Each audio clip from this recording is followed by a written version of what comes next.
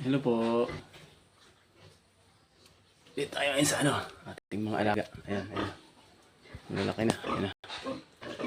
Ayan sila.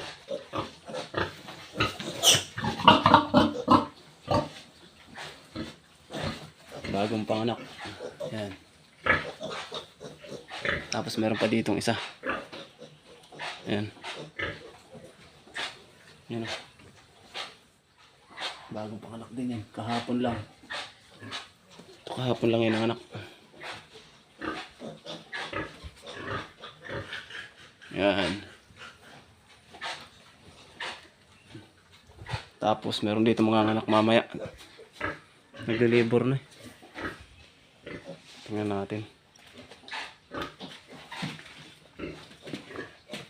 Ito. Ito na siya. Ayan. Mama pig. Ayan. Nagde-labor ng mama pig ko. Ayan na. Ayan siya. Ito na yung nag-umpisa sa isang inahin, tapos meron na tayong 10 na inahin ngayon na puro nanganak na magkakasabay. Sa sunod, turo ko naman kung paano parami ng inahin. Simula nag-umpisa lang ako sa isang inahin. Ngayon marami na inahin.